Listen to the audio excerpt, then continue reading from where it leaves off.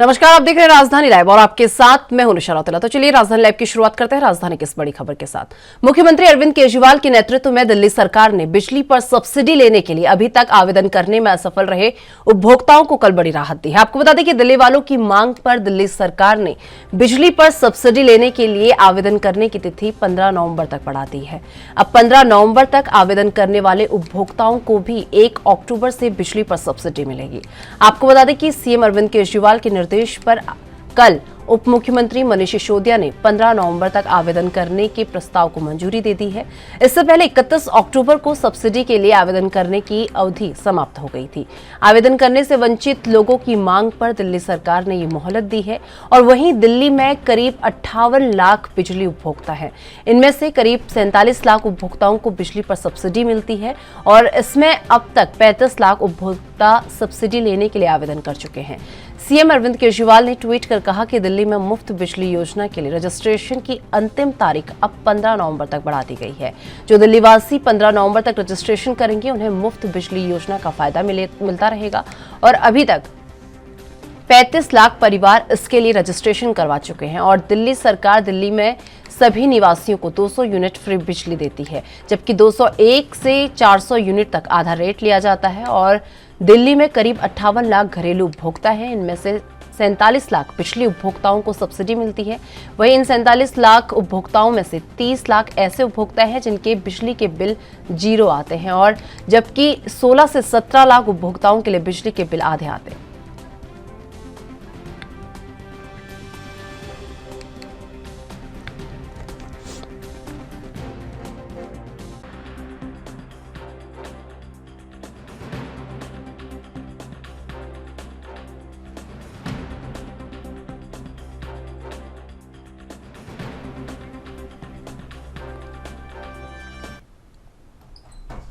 तो इस खबर पर ज्यादा जानकारी के साथ हमारे संवाददाता दिल्ली से राजीव तिवारी हमारे साथ जुड़ चुके हैं। राजीव, जिस तरीके से बात कर ले बिजली को लेकर, तो बिजली को लेकर अरविंद केजरीवाल ने एक बड़ी राहत कल बिजली उपभोक्ताओं को दी है, जहां पर उन्होंने सब्सिडी के लिए जो आवेदन की तिथि उसे बढ़ा दिया। एक बार से लेकर पूरी जानकारी।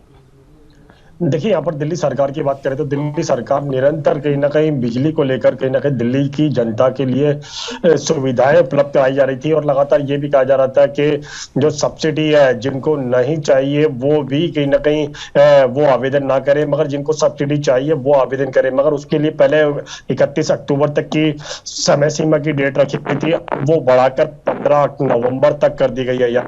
कहीं ना कहीं दिल्ली जनता के लिए फायदा देने की कोशिश की गई है, क्योंकि जिन लोगों ने अभी तक सब्सिडी के लिए रजिस्ट्रेशन नहीं किया था उनके लिए आप दोबारा से कहीं ना कहीं रजिस्ट्रेशन करने के लिए प्रक्रिया अपनाई जाएगी। और लगातार उनके फोन के माध्यम से या फिर कहें बिल के माध्यम से एक मैसेज दिया जाएगा, जिसके अंदर उनको सब्सिडी का कह सकते हैं जो फॉर्मेट है वो समझाया जाएगा। लगातार घर घर जाके भी आम आदमी पार्टी की जो जनता है या फिर कहे कार्यकर्ता है वो कहीं ना कहीं जनता के पास जाकर उनको समझाने की कोशिश कर रहे थे कि सब्सिडी चाहिए तो आपको ये सुविधाएं अपनानी होंगी। और इस तरीके से बिल जो है उनके जो अभी तक कहीं ना कहीं जीरो आ रहे थे और उसके बाद में कहीं ना कहीं उनको डर था कि उनके बिल जो है वो बढ़कर आएंगे, अब वो कहीं ना कहीं सब्सिडी के माध्यम से कहीं ना कहीं फिर दोबारा से जीरो होते हुए नजर आएंगे। मगर यहाँ पर दिल्ली की जनता जो है, जो नहीं चाहते थे कि उनके बिल जो है वो जीरो आए और वो कह सकते हैं पेमेंट देने के लिए तैयार थे, उनके लिए भी कहीं ना कहीं उपलब्ध कोशिश की गई है कि वो सब्सिडी अगर नहीं चाहते हैं तो उनको सब्सिडी नहीं मिलेगी,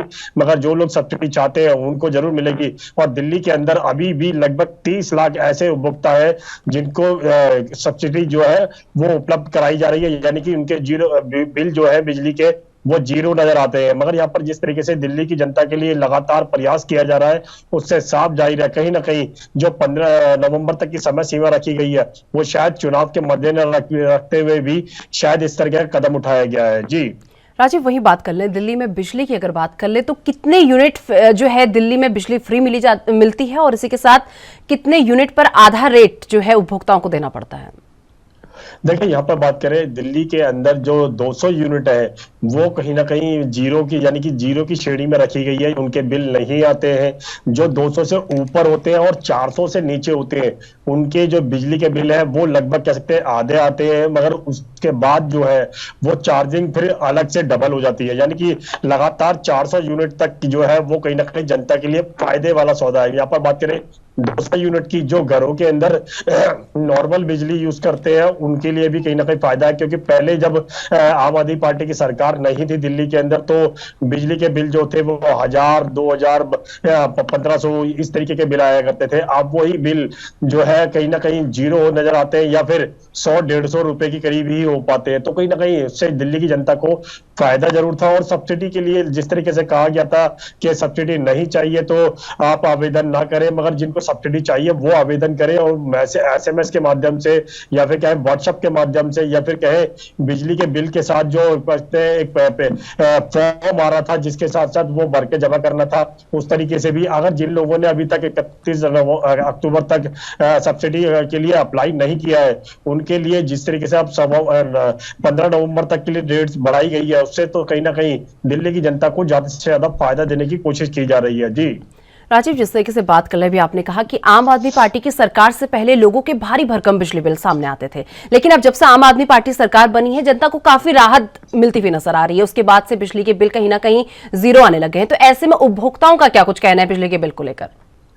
देखिए, उपभोक्ता की बात करें यानी कि जो ग्राहक है उनकी बात करें तो वो लगातार कहीं ना कहीं बिजली को लेकर पहले परेशान हुआ करते थे। बार बार बिजली ऑफिस के दफ्तर को चक्कर लगाने पड़ते थे कि उनके बिजली का बिल इतना ज्यादा क्यों आया है, बल्कि मैं वो कम यूज करते हैं। और नॉर्मल घरों की बिजली की बात करें वहां पर भी कहीं ना कहीं 1000, 1500 इस तरीके का बिल आया करता था। मगर जब से आम आदमी पार्टी ने सब्सिडी जो बिजली के बिलों पर दी और यानी कि 200 यूनिट तक जो फ्री करने की बात की गई और उसके ऊपर 400 यूनिट तक कहीं ना कहीं बिजली के बिल जो थे वो आधे थे, तो कहीं ना कहीं दिल्ली सरकार की इस पहल से कहीं ना कहीं दिल्ली की जनता को काफी हद तक राहत होती हुई नजर आई।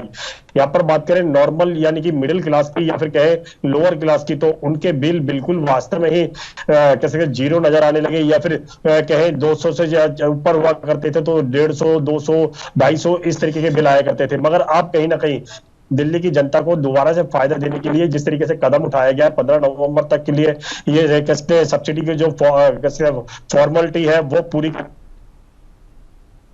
के माध्यम से भी किया जा सकता है, व्हाट्सएप के माध्यम से भी किया जा सकता है और फॉर्म के माध्यम से भी किया जा सकता है।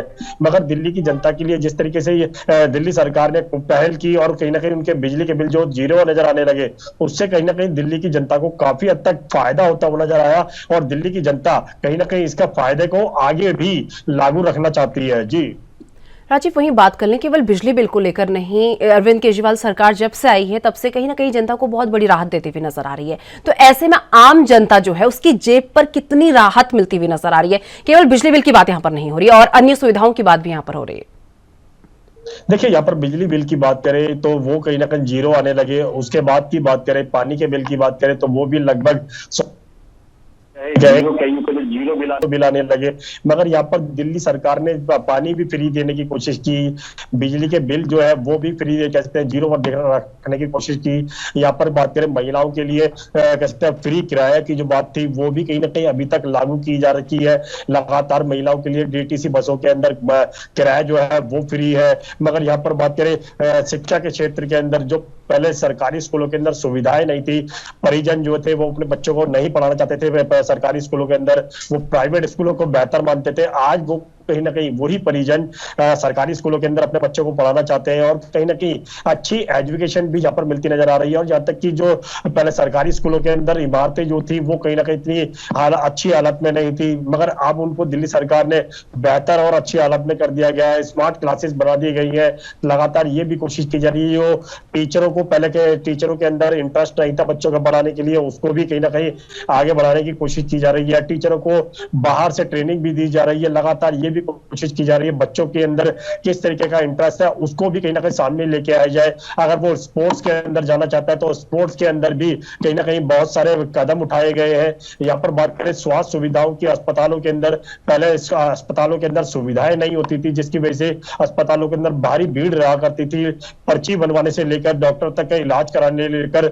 मगर यहाँ पर जो दवाइयां थी वो नहीं मिल पाती थी। अब कहीं ना कहीं जगह जगह मोहल्ला क्लिनिक खोल दिए गए तो उससे भी कहीं ना कहीं आसानी से घर के पास में ही इलाज कर रहे हैं छोटी मोटी बीमारियों का, और यहाँ तक कि दवाइयां जो थी पहले खरीदनी, आज की दवाइयां जो है मोहल्ला क्लिनिक से फ्री में मिल जाती है। तो इस तरीके की जो तमाम कोशिश है वो कहीं ना कहीं जनता के लिए काफी हद तक फायदा होता हुआ नजर आ रहा है, और इस फायदे का इस्तेमाल भी कहीं ना कहीं अभी तक जनता करती हुई नजर आ रही है। और बार बार यही कहा जा रहा है कि इस तरीके की सुविधाएं जो है जो दिल्ली सरकार के द्वारा दी जा रही है इनको आगे भी लागू रखा जाए। अगर दिल्ली सरकार कहे निगम के अंदर भी आ जाती है, यानी आम आदमी पार्टी निगम के अंदर भी आ जाती है, तो कहीं ना कहीं निगम के द्वारा जो कर्मचारियों की परेशानियां थी सैलरी को लेकर या फिर कहे उनको फंड को लेकर या फिर पक्का कराने को लेकर, वो भी शायद दूर हो सकती है। मगर यहाँ पर बात करें साफ सफाई की, दिल्ली के अंदर लगातार कहीं ना कहीं साफ सफाई को लेकर जो कहते हैं आम आदमी पार्टी कोशिश कर रही है, शायद आने वाले समय के अंदर ये कोशिश जो है वो धरातल पर कामयाब होती हुई भी नजर आएगी। जी राजीव, एक बार सीएम अरविंद केजरीवाल ने बिजली के बिल की जो सब्सिडी बढ़ाई है उसे लेकर भी जानकारी की, उनका क्या कुछ कहना है इसको लेकर?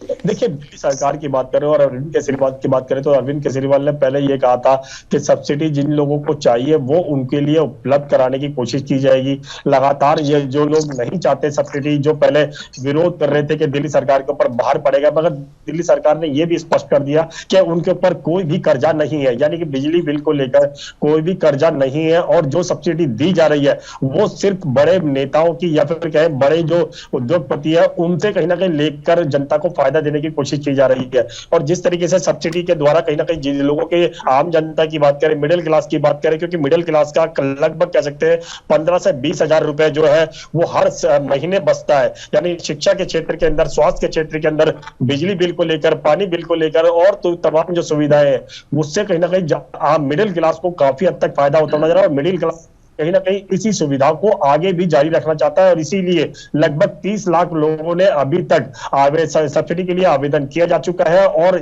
शायद आने वाले नवंबर तक, यानी कि 15 नवंबर तक इसको और भी ज्यादा बढ़ाया जा सकता है। जी चलिए राजीव, बहुत बहुत धन्यवाद हमारे साथ जुड़ने के लिए और ये तमाम जानकारी हमारे साथ साझा करने के लिए।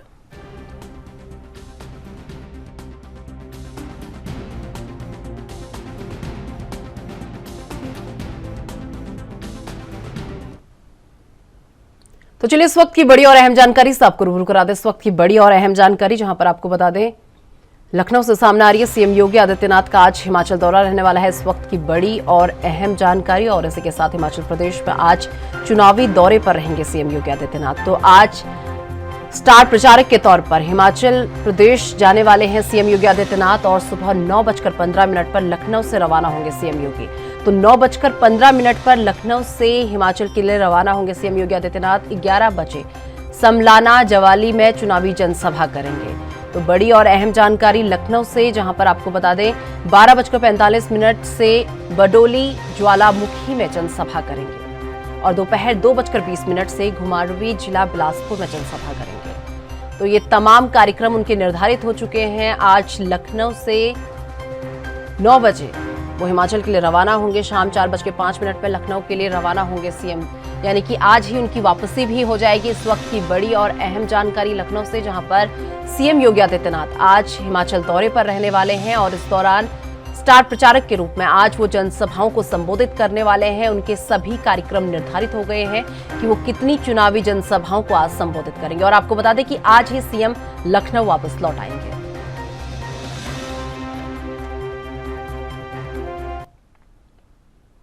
उत्तर प्रदेश के मुख्यमंत्री योगी आदित्यनाथ 4 नवंबर यानी आज जिला कांगड़ा में विधानसभा क्षेत्र ज्वाली के समलाना में जनसभा करेंगे, और इसके बाद कांगड़ा के ज्वालामुखी विधानसभा क्षेत्र के भडोली कुटियारा में रैली करेंगे, और दोपहर बाद आपको बता दें कि जिला बिलासपुर के घुमरावी में जनसभा करेंगे। वहीं कांग्रेस के आनंद शर्मा भी घुमरावी में जनसभा को संबोधित करेंगे।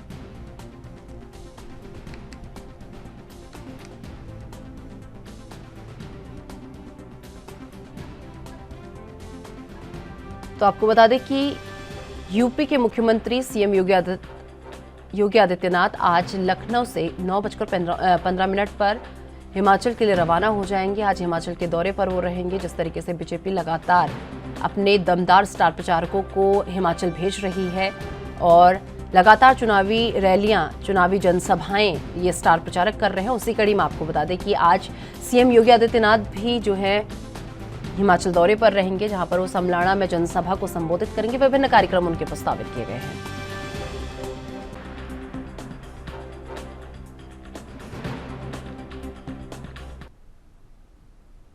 तो इस खबर पर अधिक जानकारी के लिए हमारे साथ हमारे संवाददाता जितेंद्र चौहान लखनऊ से हमारे साथ जुड़ चुके हैं। जितेंद्र, जिस तरीके से बात कर ली जाए, आज सीएम योगी आदित्यनाथ हिमाचल के दौरे पर रहने वाले हैं। लखनऊ से वो 9:15 पर हिमाचल के लिए रवाना हो जाएंगे। एक बार उनकी हिमाचल दौरे को लेकर पूरी जानकारी। देखिए, भारतीय जनता पार्टी लगातार हिमाचल में वापसी के लिए लगातार पुरजोर कोशिश कर रही है और अपने बड़े नेताओं को, चाहे वो राजनाथ सिंह हो रक्षा मंत्री के तौर पे, चाहे वो अमित शाह हो और देश के प्रधानमंत्री नरेंद्र मोदी हो और उत्तर प्रदेश के फायर ब्रांड नेता में गिनती करने वाले उत्तर प्रदेश के मुख्यमंत्री योगी आदित्यनाथ, पूरी फौज उतार रखी है हिमाचल में। और कहीं ना कहीं पोलिंग से पहले कहीं ना कहीं कोशिश की जा रही है कि भारतीय जनता पार्टी ज्यादा से ज्यादा जनसभाएं करें और जनता को लुभाने का कहीं ना कहीं जो अवसर है वो अपनी ओर खींचते हैं। और जहां कहा जा सकता है कि उत्तर प्रदेश के मुख्यमंत्री योगी आदित्यनाथ का लगातार तूफानी दौरा कहा जा सकता है हिमाचल का वो चल रहा है और एक बार फिर उत्तर प्रदेश के मुख्यमंत्री योगी आदित्यनाथ आज हिमाचल दौरे पर जा रहे हैं। कई जनसभा को संबोधित करने का काम करेंगे और लगभग 9:15 से लखनऊ के एमओसी एयरपोर्ट, चौधरी चरण सिंह एयरपोर्ट से वो रवाना हो जाएंगे हिमाचल दौरे के लिए और लगभग 10:25 पर वो गंगल एयरपोर्ट कांगड़ा पहुंचेंगे, जहां पर लगभग 11 बजे से 11:45 तक यानी 45 मिनट तक वो ज्वाला की प्रत्याशी हैं संजय गुलेरी, उनके लिए जनसभा को संबोधित करने का काम करेंगे और उनके लिए वोट मांगने का काम करेंगे। वहीं 12:25 पर वे हेलीपैड से वो HPCA आमतार ग्राउंड पहुंचेंगे, जहां हमीरपुर प्रस्थान जो वो कार से करेंगे और उसके बाद लगभग 12:45 से 1:30 बजे तक वो ज्वालामुखी प्रत्याशी कहा जा सकता है कि रविंद्र सिंह और रवि के लिए चुनावी जनसभा को संबोधित करने का काम उत्तर प्रदेश के मुख्यमंत्री योगी आदित्यनाथ करेंगे, जो कि जिला कांगड़ा में है। और कहा जा सकता है कि लगभग 2:05 पे वो टीकरी घुमरावी बिलासपुर पहुंचेंगे और उसके बाद लगभग 2:20 से 3:05 के घुमरावी विधानसभा के प्रत्याशी हैं राजेंद्र गर्ग, उनके लिए चुनावी जनसभा को संबोधित करने का काम करेंगे, जो कि जिला बिलासपुर में है और वो कहीं ना कहीं उनके लिए भी वोट मांगने का काम करेंगे, जनसभा को संबोधित करने का काम करेंगे और लगभग 3:15 पे वे पुनः वापस आ जाएंगे घुमरावी बिलासपुर से और 4 बजे वो गंगल एयरपोर्ट पहुंचेंगे और उसके बाद 4:05 पे वो वहां से रवाना हो जाएंगे लखनऊ। लगभग 5:15 पे वापसी आ जाएंगे। ये पूरा तूफानी कहा जा सकता है, चुनावी दौरा कहा जा सकता है, वो उत्तर प्रदेश के मुख्यमंत्री योगी आदित्यनाथ का है और फायर ब्रांड नेताओं में उत्तर प्रदेश के मुख्यमंत्री योगी आदित्यनाथ की गिनती होती है। हिंदुत्व का चेहरा उत्तर प्रदेश के मुख्यमंत्री योगी आदित्यनाथ को माना जाता है और इस हिंदुत्व के चेहरे को देखते हुए हिमाचल प्रदेश में ज्यादा से ज्यादा जिम्मेदारी दी गई है कि वह हिमाचल प्रदेश में जनता को लुभाने का काम करे, अपने प्रत्याशी के हाथ में वोट मांगे। जितेंद्र, बिल्कुल सही कहा आपने कि हिंदुत्व का चेहरा सीएम योगी आदित्यनाथ को माना जाता है, पर ऐसे में जिस तरीके से स्टार प्रचारक की अगर बात करें, स्टार प्रचारक के तौर पर वो हिमाचल जाने वाले हैं, तो ऐसे में कितना जन समर्थन वहां पर इकट्ठा हो सकता है? क्या संभावना जताई जा रही है कि कितना जन समर्थन सीएम योगी आदित्यनाथ के वहां पहुंचने पर इकट्ठा हो सकता है? देखिए, बिल्कुल, क्योंकि मुख्यमंत्री योगी आदित्यनाथ जहां भी जाते हैं वहां जन समर्थन जरूर बटोरते हैं, क्योंकि हर कोई इनके अभिभाषण को या भाषण को सुनना चाहता है, क्योंकि इतना कहा जा सकता है कि ओजस्वी पूर्ण वो भाषण देते हैं कि जनता उनको सुनने के लिए जरूर जाती है, लेकिन पोलिंग स्टेशन पे क्या होता है, वोटिंग के दिन क्या होता है, वो जनता तय करेगी। लेकिन ये कहा जा सकता है कि मुख्यमंत्री योगी आदित्यनाथ का नाम जहां भी जाता है वहां जन समर्थन जरूर जुटता है और लगातार ये कोशिश की जाती है कि मुख्यमंत्री योगी आदित्यनाथ को ज्यादा से ज्यादा जिम्मेदारी दी जाए प्रचारकों में, क्योंकि स्टार प्रचारकों में उनकी गिनती है, हिंदुत्व का चेहरा है, नेता कहे जाते हैं उत्तर प्रदेश के मुख्यमंत्री योगी आदित्यनाथ। तो कुल मिला के ये कहा जा सकता है कि जन समर्थन की बात करें तो ज्यादा से ज्यादा उनके जनसभाओं में जनता दिखाई देती है और उनको सुनने का भी काम करती है। जितेंद्र, वही बात कर ली जाए, जिस तरीके से बड़ी जिम्मेदारियां जो हैं सीएम योगी आदित्यनाथ को दी जाती हैं, क्योंकि काफी लोग उन्हें सुनना पसंद करते हैं, तो ऐसे में हिमाचल में कितने और कार्यक्रम उनके प्रस्तावित है? क्योंकि विधानसभा चुनाव काफी नजदीक आ चुके हैं, महज कुछ दिनों का समय वहां पर रह चुका है, तो ऐसे में और कितने कार्यक्रम सीएम योगी आदित्यनाथ के हिमाचल में प्रस्तावित हैं? देखिए, ताबड़तोड़ जनसभाएं उनको दी जा रही हैं और लगातार उनकी चुनावी जनसभा वो कहीं ना कहीं होती ही जा रही है। इसके बाद भी ये माना जा रहा है कि उत्तर प्रदेश के मुख्यमंत्री योगी आदित्यनाथ का दौरा है, वहां भी लगभग 10 से ज्यादा जनसभाओं को संबोधित करने का काम करेंगे, जनता को बीच जाएंगे, समर्थन जुटाने का काम करेंगे और उत्तर प्रदेश में जो काम हो रहे हैं वो हिमाचल की जनता को गिनाने का काम करेंगे, चाहे वो भूमाफियाओं पर नकेल कसने का काम हो, अपराधियों पर अंकुश लगाने का काम हो, शिक्षा की बात की जाए, चिकित्सा की बात की जाए, कानून व्यवस्था की बात की जाए, जो उत्तर प्रदेश में मॉडल कहा जा सकता है, जो चर्चित मॉडल उत्तर प्रदेश का है, उस चर्चित मॉडल को हिमाचल की जनता के बीच में ले जाने का काम करेंगे। और ये माना जा रहा है कि अभी हालांकि चुनावी तारीख जो अभी वोटिंग होनी है उससे पहले कई जनसभाओं को संबोधित करने का काम करेंगे। और गुजरात में भी तारीखों का ऐलान हो चुका है, तो मुख्यमंत्री योगी आदित्यनाथ को वहां भी जिम्मेदारी दी जाएगी। तो कुल मिलाकर ये कहा जा सकता है कि फायर ब्रांड के नेता के तौर पर उत्तर प्रदेश के मुख्यमंत्री योगी आदित्यनाथ के तौर पर जितनी उपलब्धियां हैं वो बीजेपी कहीं ना कहीं भुलाना चाहती है। और जिन प्रदेशों में चुनाव होने वाले हैं उन चुनाव में मुख्यमंत्री योगी आदित्यनाथ को जनसभा को संबोधित करने के लिए उतारेंगे। जितिन, वही बात कर ली जाए बाबा के बुलडोजर की, तो बाबा का बुलडोजर कितना अहम रोल हिमाचल प्रदेश में निभा सकता है? देखिए, उत्तर प्रदेश में भी काफी अहम रोल निभाया है बाबा के बुलडोजर में। और कानून व्यवस्था का मुद्दा हो, महिलाओं बेटियों की सुरक्षा की बात की जाए तो लगातार कानून व्यवस्था का डंका उत्तर प्रदेश में बजा और कहीं ना कहीं नकेल कसने का काम किया। क्योंकि लगातार उत्तर प्रदेश में खुद भारतीय जनता पार्टी कहती है कि पहले दंगे हुआ करते थे, लेकिन पिछले 5 सालों में एक भी दंगा नहीं हुआ। वो कहीं ना कहीं उसकी उपलब्धि के तौर पर गिना जाता है। और जिस तरह से CA/NRC में भी देखने को मिली चीजें, उस पर भी कहीं ना कहीं अपराधियों को जो उसमें शामिल थे उनको भी गिरफ्तार करने का काम किया। कुर्की जैसी तमाम चीजें कही। देश में जितने माफिया हैं, चाहे अतीक अहमद हो, मुख्तार अंसारी हो, ऐसे कई जो माफिया कहा जा सकता है वो तक मुख्यमंत्री योगी आदित्यनाथ की तारीफ कर रहे हैं। तो ये माना जा रहा है कि लगातार उत्तर प्रदेश में जो कानून व्यवस्था का डंका है, बुलडोजर का जो डंका है, वो अन्य प्रदेशों में बज रहा है, चाहे पश्चिम बंगाल हो, चाहे वो हिमाचल प्रदेश हो, सभी जगह कहीं ना कहीं उत्तर प्रदेश के मॉडल की चर्चा होती है। जिस तरीके से आज सीएम योगी आदित्यनाथ आज ही जो है वापसी भी कर लेंगे, लखनऊ वापस लौट आएंगे, तो ऐसे में लखनऊ वापस लौटने के बाद कोई कार्यक्रम उनका प्रस्तावित हो लखनऊ में? अभी हिमाचल दौरे का आया है और जो प्रस्तावित दौरे जो होंगे और जो कार्यक्रम होंगे वो लखनऊ आने के बाद ही साफ हो पाएगा। क्योंकि कल भी इस तरह की प्लान आए थे, लेकिन उसके बाद अचानक प्लान उनके कर दिए गए। और जो भी है वो आने के बाद ही, फिलहाल उनका हिमाचल दौरा है। हिमाचल काफी महत्वपूर्ण दौरा माना जा रहा है और चुनावी जनसभा को संबोधित करने का काम करेंगे। धन्यवाद हमारे साथ जुड़ने के लिए और ये तमाम जानकारी हमारे साथ साझा करने के लिए।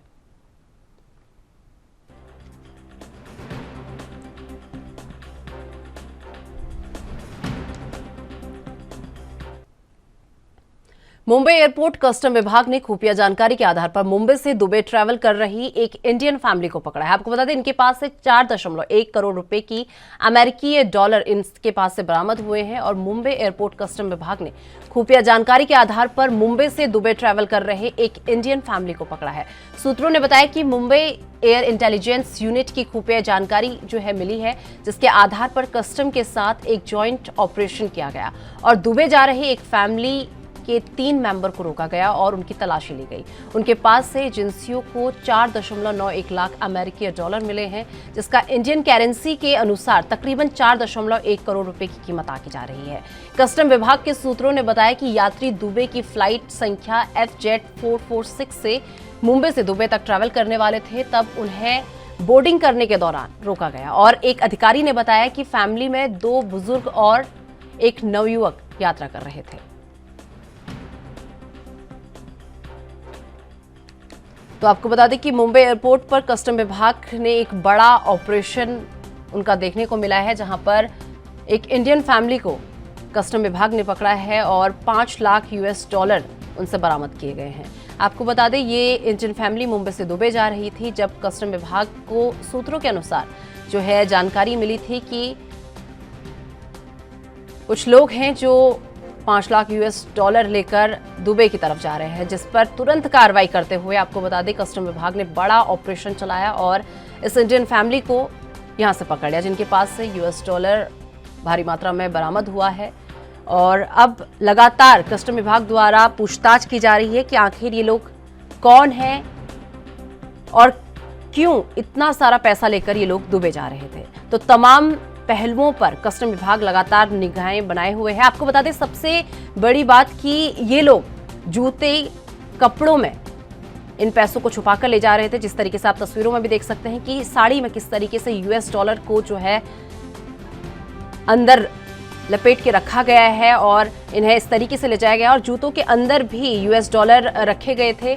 और इस तरीके से ये लोग US डॉलर को मुंबई से दुबई ले जा रहे थे। अभी बड़ा सवाल उठता है कि इतना पैसा आखिर इस इंडियन फैमिली के पास कहां से आया। 5 लाख US डॉलर इतनी बड़ी रकम इस इंडियन फैमिली के पास कहां से आई, ये देखने वाली बात होगी, क्योंकि कस्टम विभाग लगातार जो है इन पर निगरानी बनाए हुए है, पूछताछ इनसे कर रहा है। आप तस्वीरों में भी देख सकते हैं कि यूएस डॉलर का भारी मात्रा में जो है यूएस डॉलर पकड़ी गई है और मुंबई एयरपोर्ट पर जो है कस्टम विभाग ने बड़ा ऑपरेशन चलाया है। सूत्रों के द्वारा जानकारी मिली थी, जिसके बाद कस्टम विभाग की ये बड़ी कार्रवाई देखने को मिली है। तो आपको बता दें कि ये इंडियन फैमिली जो थी कपड़ों के बीच और जूतों के बीच इन यूएस डॉलर्स को छुपाकर ले जा रही थी, लेकिन कस्टम विभाग की नज़रों से ये फैमिली नहीं बच पाई, जिसके बाद कस्टम विभाग ने तुरंत अपना बड़ा ऑपरेशन चलाया और इन यूएस डॉलर्स को बरामद किया है। अब इन्हें गिरफ्तार कर लिया गया है और लगातार इनसे पूछताछ की जा रही है कि इतनी बड़ी रकम लेकर ये लोग आखिर मुंबई से दुबई क्यों जा रहे थे, क्या इसके पीछे उद्देश्य था। इन तमाम पहलुओं की जांच की जा रही है।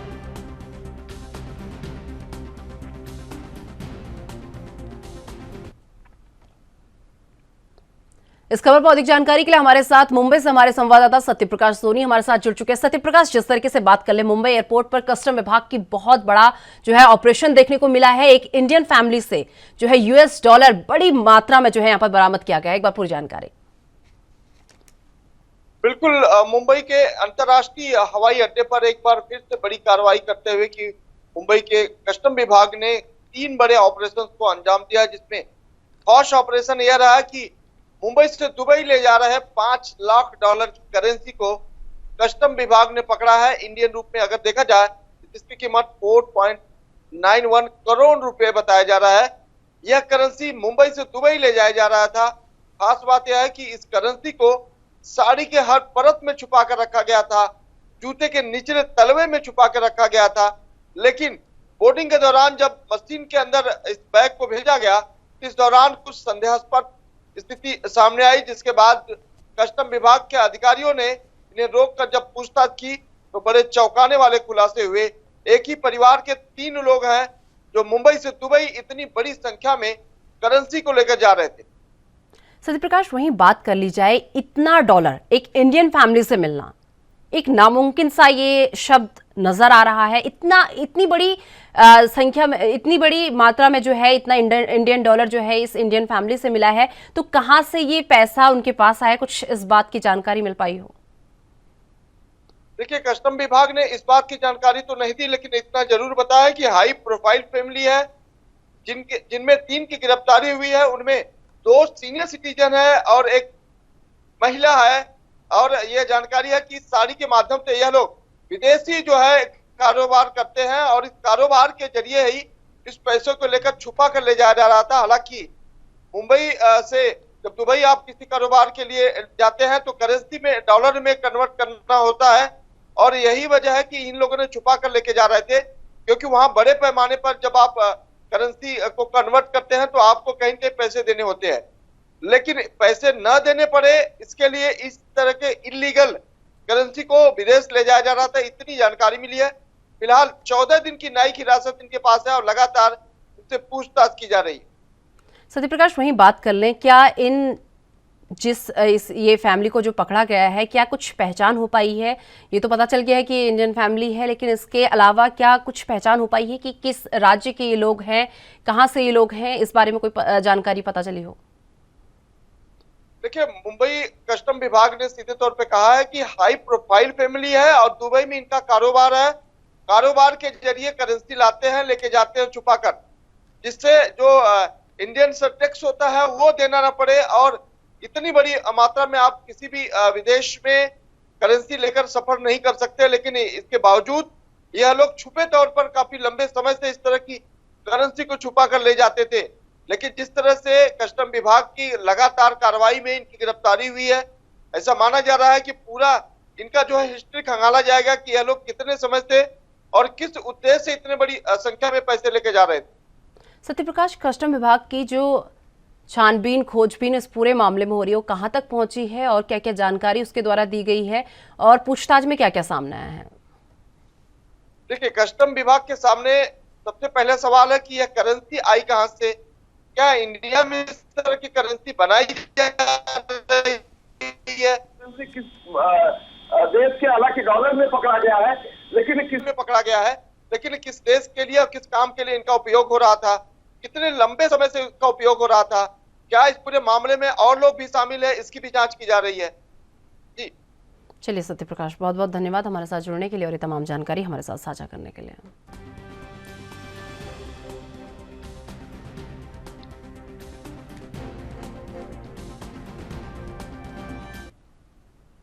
भाजपा के राष्ट्रीय अध्यक्ष जगत प्रकाश नड्डा 4 नवंबर यानी कि आज जिला शिमला के रामपुर कॉलेज मैदान में जनसभा को संबोधित करेंगे।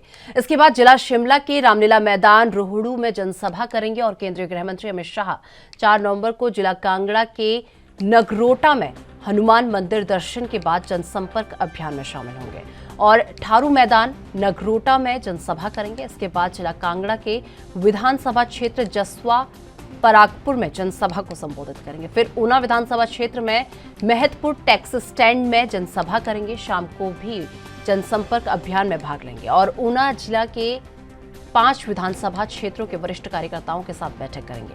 केंद्रीय मंत्री नितिन गडकरी आज जिला बिलासपुर के झंडूता विधानसभा क्षेत्र के सभा स्थल बरठी में जनसभा करेंगे और उसके बाद कांगड़ा विधानसभा क्षेत्र में सभा स्थल मटौर में रैली करेंगे। आपको बता दें कि मुख्यमंत्री जयराम ठाकुर आज सुबह हमीरपुर के नादौन विधानसभा क्षेत्र के गलौड़ में जनसभा करेंगे। इसके बाद जिला हमीरपुर के विधानसभा क्षेत्र बड़सर में गरली में रैली करेंगे। शाम को नगर परिषद कांगड़ा मैदान में कार्यक्रम में भाग लेंगे और उत्तर प्रदेश के मुख्यमंत्री योगी आदित्यनाथ 4 नवंबर यानी कि आज जिला कांगड़ा में विधानसभा क्षेत्र ज्वाली के समलाणा में जनसभा करेंगे और उसके बाद कांगड़ा के ज्वालामुखी विधानसभा क्षेत्र के भडोली कुटियारा में रैली करेंगे और दोपहर बाद जिला बिलासपुर के घुमरावी में जनसभा करेंगे।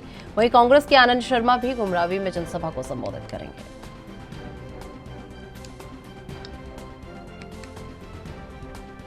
तो आपको बता दें कि जिस तरीके से विधानसभा चुनाव काफी नजदीक आ चुके हैं और ऐसे में जो है लगातार बीजेपी अपने स्टार प्रचारकों को हिमाचल भेज रही है, जहां पर केंद्रीय मंत्री से लेकर मुख्यमंत्री तक हर कोई हिमाचल पहुंच रहा है और लगातार जनसभाएं और रैलियों को संबोधित कर रहा है।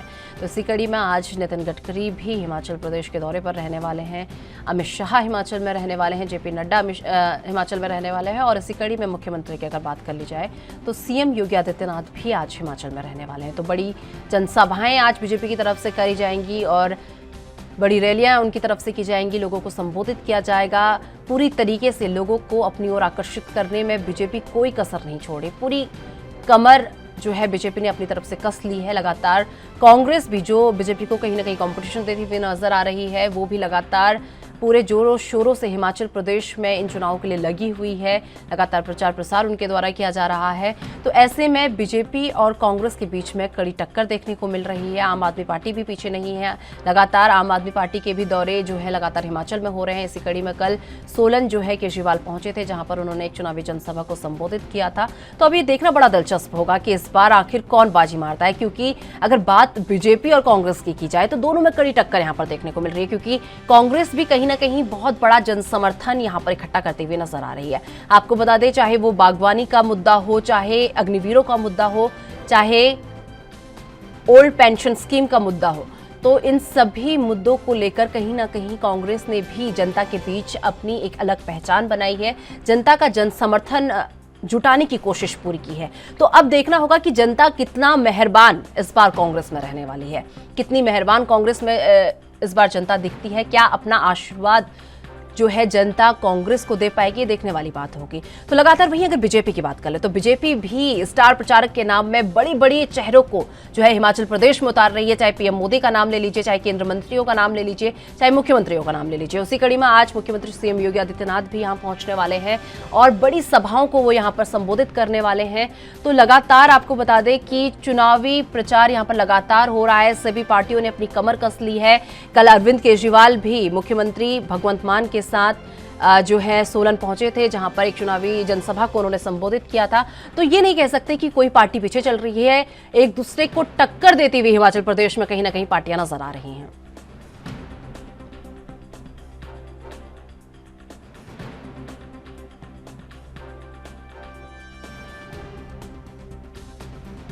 तो आपको बता दें कि जो बीजेपी है लगातार अपने स्टार प्रचारकों को हिमाचल में इकट्ठा कर रही है। और अगर बात सीएम योगी आदित्यनाथ की कर ले, क्योंकि आज उनका दौरा काफी अहम माना जा रहा है, तो कई ऐसे मुद्दे हैं जिन्हें लेकर जनता सीएम योगी आदित्यनाथ को काफी पसंद करती है। चाहे बाबा का बुलडोजर हो, कानूनी व्यवस्था हो, माफियाओं पर बुलडोजर चलाना हो या तुरंत किसी चीज पर एक्शन लेना हो, तो इन मुद्दों से कहीं ना कहीं सीएम योगी आदित्यनाथ जो है जनता के बीच एक अलग छवि रखते हैं। और उसी छवि को लेकर, अपने यूपी के मॉडल को लेकर आज वो हिमाचल दौरे पर रहने वाले हैं, जहां पर इसी मॉडल के जरिए जनता के बीच जो है जन समर्थन जुटाने की कोशिश सीएम योगी द्वारा जो है आज पूरी रहेगी। और अमित शाह भी आपको बता दें कि लगातार हिमाचल का दौरा कर रहे हैं और आज भी उनकी एक जनसभा है। और वहीं उसी कड़ी में नितिन गडकरी भी आज एक जनसभा को जो है संबोधित करेंगे। तो लगातार जनसभाओं को और रैली को संबोधित करने का जो है दौर लगातार जारी है। इसी कड़ी में आपको बता दें कि 5 नवंबर को यानी कि कल पीएम मोदी का दौरा भी हिमाचल प्रदेश में प्रस्तावित किया गया है। और वहीं अगर कांग्रेस की बात की जाए तो कांग्रेस ने भी आपको बता दें कि 9 नवंबर को जो है कांग्रेस के राष्ट्रीय अध्यक्ष मल्लिकार्जुन खड़गे का भी दौरा जो है प्रस्तावित किया है।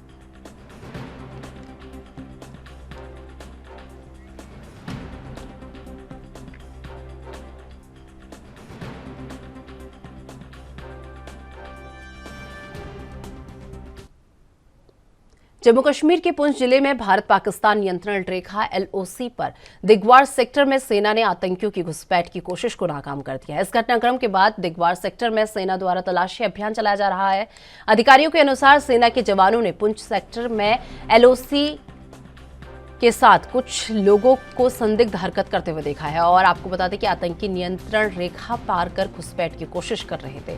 सेना सूत्रों के अनुसार ये बैट हमले का ग्रुप था जिसमें पाक सेना के कमांडो भी हो सकते हैं। वहीं दूसरी ओर जम्मू कश्मीर में फिर गैर कश्मीरियों पर हमला हुआ है। आतंकियों ने जम्मू कश्मीर के अनंतनाग जिले में 2 गैर कश्मीरी मजदूरों को निशाना बनाया है और दोनों मजदूरों को इलाज के लिए अस्पताल में भर्ती कराया गया है।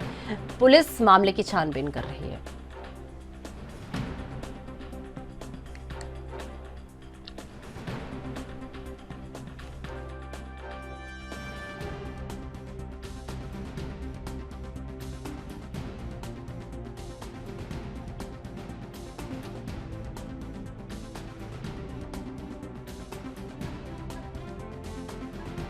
तो आपको बता दें कि लगातार जो आतंकी हैं जम्मू कश्मीर में पैर पसारे हुए कहीं ना कहीं नजर आ रहे हैं। लगातार बीच में खबरें भी सामने आ रही थी जब आतंकियों और सुरक्षा बलों के बीच मुठभेड़ देखने को मिल रही थी। लगातार आतंकी भी जो है ढेर होते हुए नजर आ रहे हैं। सुरक्षा बलों ने 3 आतंकियों को ढेर किया है। और इसी के साथ आपको बता दें कि जम्मू कश्मीर में सुरक्षा व्यवस्था काफी टाइट कर दी गई है। और एलओसी पर अगर बात की जाए, एलओसी की लाइन ऑफ एक्चुअल कंट्रोल की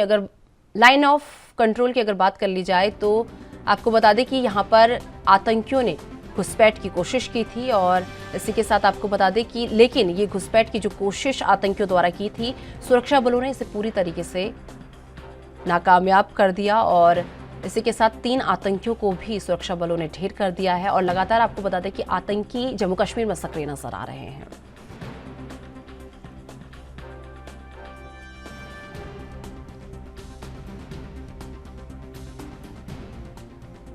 तो इस खबर पर अधिक जानकारी के लिए हमारे साथ हमारे संवाददाता जम्मू कश्मीर से रविंद्र श्रीवास्तव हमारे साथ जुड़ चुके हैं। रविंद्र, जिस तरीके से बात कर रहे हैं एलओसी की अगर बात कर ले तो एलओसी पर सेना ने आतंकियों की घुसपैठ को नाकाम कर दिया है और 3 आतंकी ढेर हो चुके हैं। एक बार इससे पूरी जानकारी। बिल्कुल, देखिए लगातार पाकिस्तान की तरफ से बर्फबारी होने से पहले ये आतंकियों को इस ओर धकेलने की बरसक प्रयास जो है वो पाकिस्तान कर रहा है। अगर बात करें पुंछ की, तो पुंछ में एलओसी पर सुरक्षा बलों ने घुसपैठ को नाकाम किया है, जिसमें कहा जाए कि 5 आतंकियों का ग्रुप जो है वो एलओसी से घुसपैठ करने की कोशिश कर रहा था। दिगवार सेक्टर का इलाका पड़ता है पुंछ में, वहां से आतंकी जो है घुसपैठ करने की कोशिश कर रहे थे। जब तक जवानों ने देखा तो उनके ऊपर फायरिंग की है। और हालांकि एक आतंकी जो है उसका शव सुरक्षा बलों ने बरामद कर लिया है, लेकिन 2 शव जो हैं वो पाकिस्तान के लोग जो हैं उठाकर उनकी एक पोस्ट है वहां पर ले गए हैं। और कहा जाए तो लगातार कोशिश यही की जा रही है कि किसी प्रकार से जिस आतंकियों की घुसपैठ जो है करवाई जा सके। और कहा जाए तो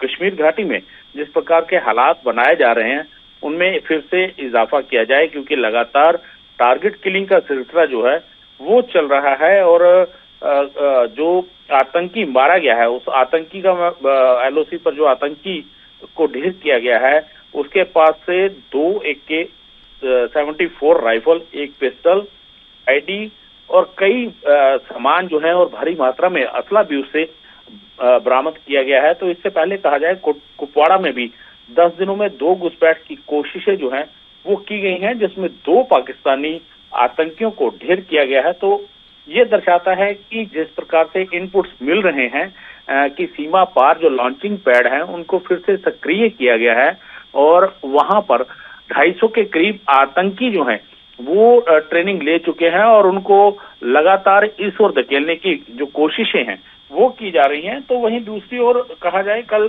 कश्मीर के इलाके में जो है एक गैर कश्मीरियों को फिर हमला किया गया है, जिसमें अनंतनाग के जिले के अंदर ये घटना आतंकियों ने अंजाम दी है। 2 मजदूरों को निशाना बनाया है, एक बिहार के रहने वाला मजदूर था और एक मजदूर है और दूसरा जो है वो नेपाल का रहने वाला है। तो कहीं ना कहीं एक बार फिर जिस प्रकार से लगातार सुरक्षा बल कार्रवाई तो कर रहे हैं, लगातार आतंकी को पकड़ा भी जा रहा है और ढेर भी किया जा रहा है। तो लेकिन जो पाकिस्तान से दिशा निर्देश मिल रहे हैं आतंकियों के आका जो है लगातार कश्मीर घाटी में जो उनके पाले हुए आतंकी हैं उनको दिशा निर्देश दे रहे हैं कि आप घाटी में एक बार फिर दहलाने की कोशिशें करें। तो यही वजह है कि लगातार जो गैर कश्मीरी हैं उनको निशाना बनाया जा रहा है। आतंकियों का साफ कहना है और लगातार उनकी ओर से जो धमकी भरे पत्र हैं वो भी जारी किए जा रहे हैं। मेल के जरिए, सोशल मीडिया के जरिए आतंकी जो है दहशत फैलाने की कोशिशें जो है वो कर रहे हैं। खास करके कहा जाए तो मई और जून माह में जिस प्रकार से उन्होंने लगातार प्रधानमंत्री पैकेज के तहत जो कर्मचारी वहां काम कर रहे थे या फिर रिजर्व कैटेगरी के जो आतंकी थे वो काम कर रहे थे उनको निशाना बनाया था। खास करके बताया जाए जो बाहरी राज्यों से आकर अपनी ड्यूटी को अंजाम दे रहे थे उनको भी निशाना बनाया गया। तो उसके बाद से लगातार जो है वो प्रदर्शन चलते रहे। हालांकि जब ये सिलसिला चला टारगेट किलिंग का तो वहां से कर्मचारी पलायन करके जम्मू पहुंच गए हैं और प्रधानमंत्री पैकेज के तहत जो कर्मचारी हैं वो भी यही कह रहे हैं कि हमें प्रशासन जो है वो हमें प्रेशराइज कर रहा है कि आप ड्यूटी ज्वाइन करें। लेकिन जिस प्रकार के हालात बने हुए हैं लगातार आतंकी जो है टारगेट किलिंग कर रहे हैं तो ऐसे में वो किस प्रकार वहां जाकर काम करेंगे।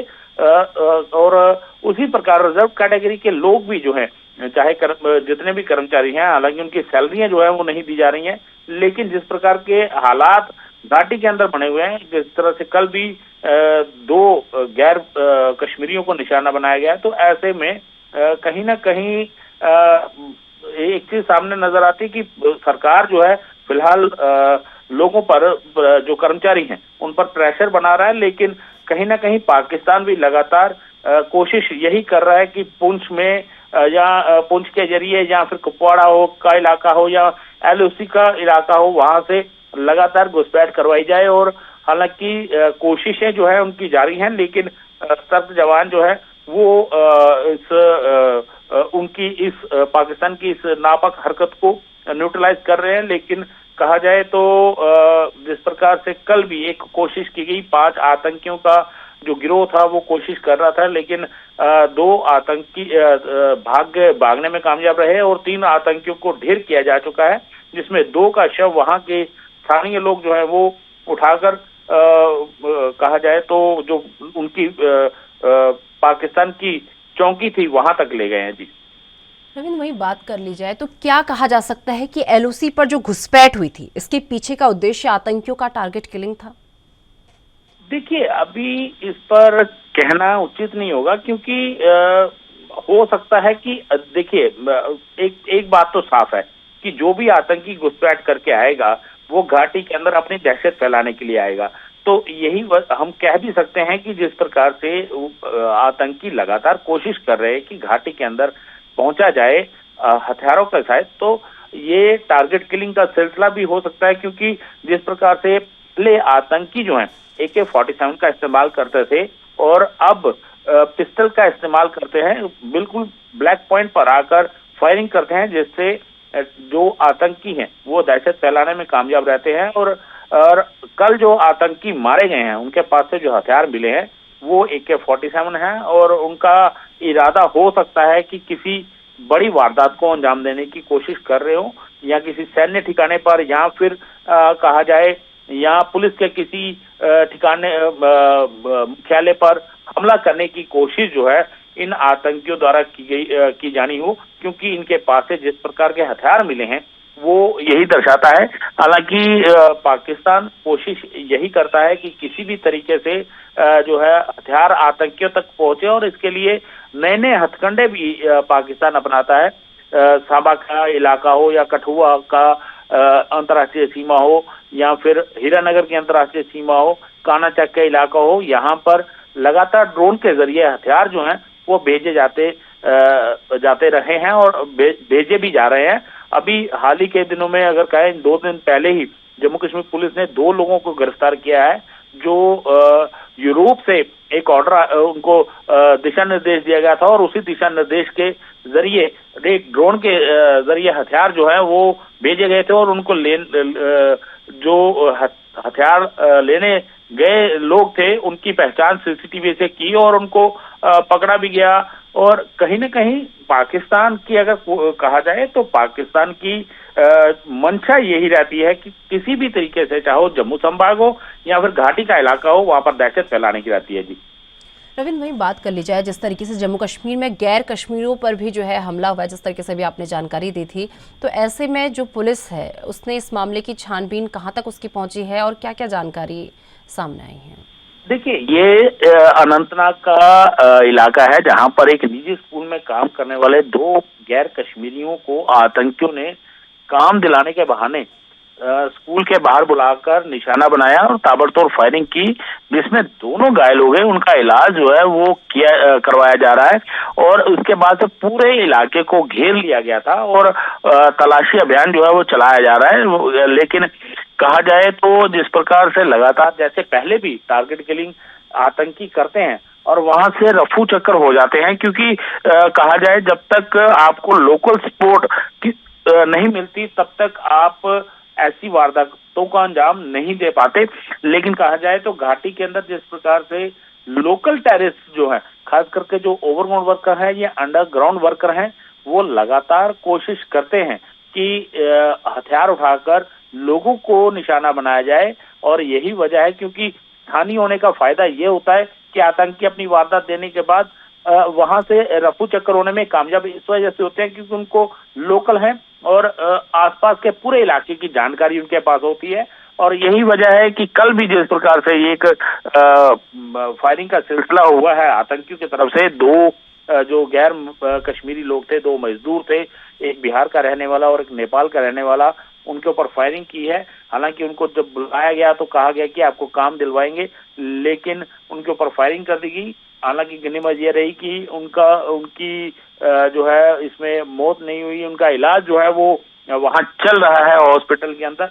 लेकिन लगातार इस प्रकार की घटनाओं से कहीं ना कहीं जो काम करने वाले लोग हैं वो दहशत में रहते हैं। और कल भी जिस प्रकार से बिहार के बेकराम और दूसरा तेज बहादुर थापा जो है नेपाल के रहने वाले, इन दोनों के ऊपर फायरिंग की और इन दोनों का इलाज जो है फिलहाल अस्पताल में चल रहा है। और आतंकियों की धरपकड़ के लिए सुरक्षा बल पूरी तरह से मुस्तैद है और लगातार पूरे इलाके को घेर कर तलाशी अभियान चलाया जा रहा है। जी चलिए, बहुत बहुत धन्यवाद रविंद्र हमारे साथ जुड़ने के लिए और ये तमाम जानकारी हमारे साथ। उत्तराखंड के अल्मोड़ा में कांग्रेस की 6 जिलों के पदाधिकारियों की बैठक हुई है। इसमें 7 नवंबर से उत्तराखंड के माणा गांव से भारत जोड़ो यात्रा निकालने और इसे सफल बनाने पर चर्चा हुई। प्रदेश प्रभारी देवेंद्र यादव, प्रदेश अध्यक्ष करण माहरा, नेता प्रतिपक्ष यशपाल आर्य ने कार्यकर्ताओं को आवश्यक दिशा निर्देश दिए। बैठक में उत्तराखंड में निकाली जाने वाली भारत जोड़ो यात्रा और आगामी चुनाव पर रणनीति बनाई गई। प्रदेश प्रभारी देवेंद्र यादव ने कहा कि राहुल गांधी की यात्रा को देश भर में काफी समर्थन मिल रहा है और पदाधिकारियों की मौजूदगी में उत्तराखंड में होने वाली भारत जोड़ो यात्रा को लेकर विचार मंथन किया गया और सभी जिलों से आए जिलाध्यक्षों, पीसीसी सदस्यों और ब्लॉक अध्यक्षों ने बैठक में अपनी बात रखी।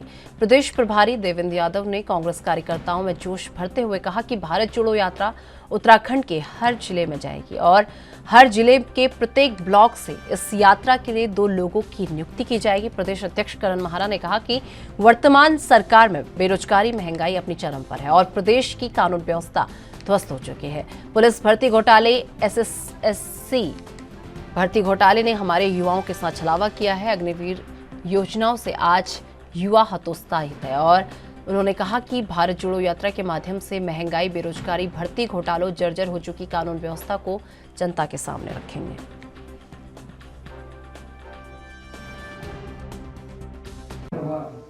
देखिए, प्रदेश कांग्रेस कमेटी द्वारा कुमाऊं मंडल के जो हमारे वरिष्ठ नेता हैं, हमारे प्रदेश कांग्रेस कमेटी के सदस्य हैं, हमारे ब्लॉक इकाइयों के, नगर इकाइयों के और जो हमारे विभिन्न प्रकोष्ठ हैं, सभी की एक बैठक यहाँ पर आयोजित की है, आहूत की गई है।